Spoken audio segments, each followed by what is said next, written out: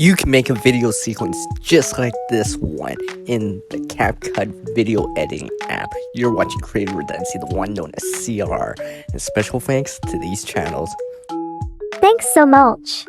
So first I started with this background image that was created with AI, by the way. Selecting it, went over to style. I went over to 3D zoom right here.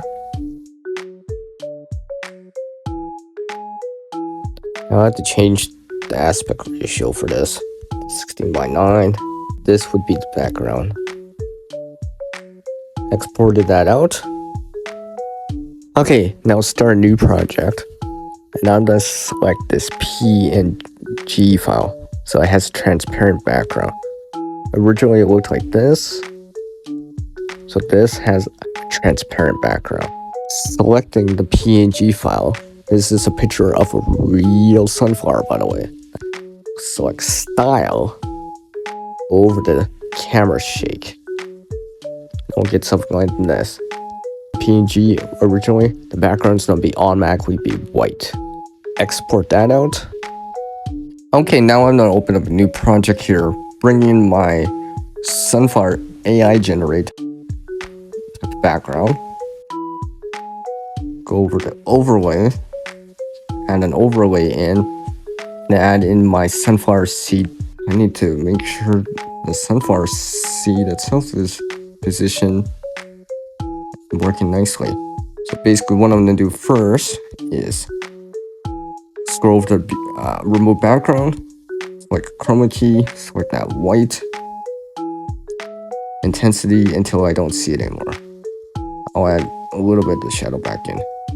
And of course it looks like this, but I actually need it like backwards. So what I'm gonna do here is select that, sunflower seed, scroll over to reverse, and it'll basically reverse the video. So now it's reversed, so it looks like that.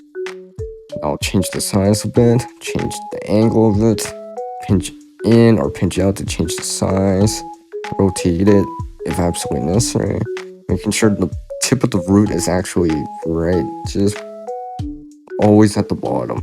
Now what I'm gonna do here is actually add in something known as keyframes. It's a little bit more advanced, a little bit more intermediate in terms of editing, but once you understand it, it unlocks so much potential because you can do pretty much what you're gonna see, a more customized type of animation. And you can think about like a bookmark, for example, bookmarking a page. So if I select this right here, and then another keyframe down the road and change the parameters like size, opacity, and such, it'll fill in everything in between. So if I did something like this, hypothetically speaking, you see that it'll fill in all the frames in between. So this is how it normally would look, but it looks like it's growing in size. Let's undo that for right now. And I'll add in the keyframe right there. I'll remove that one. I'll add a keyframe right above there and one at the end. Scroll back to the beginning of this, the first keyframe I have. You can see that I have it because there's a minus right beside that diamond thing, right around where that undo key is, right here.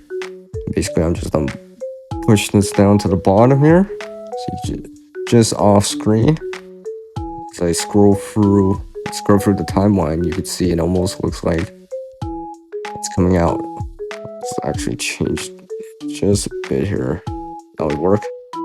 As you can see, it's automatically filling in the frames in between the differences, and the only differences I made were pretty much the size and where it is on screen.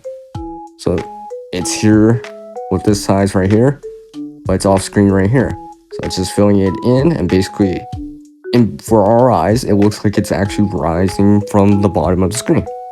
Okay, now what I'm gonna do here is add the foreground in. So I'm gonna use grass, dirt, because it needs to sprout out of something, and I'm gonna go over the library, look for some grass here. Use this image right here. Add that in. I'm gonna go over the mask. Select horizontal. Invert that because I don't need a sky in there.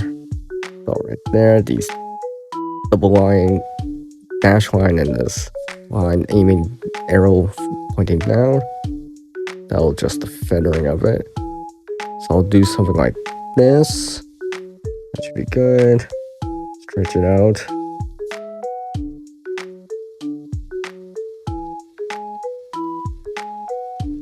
Stretch it out throughout the whole timeline.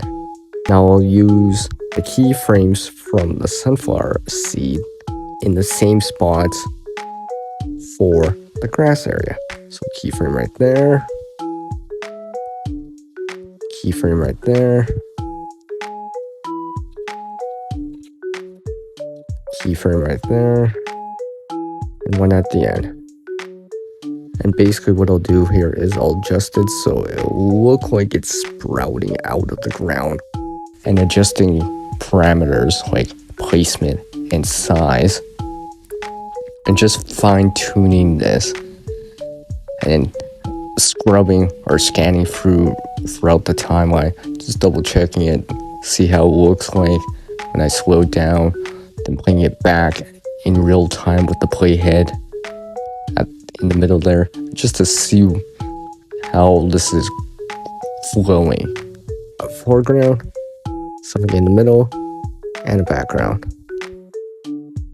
In CapCut, even with the free edition or free version of it. As our world changes, we can adapt too. Skill and knowledge get better with practice. Can't help everyone, but one can help someone.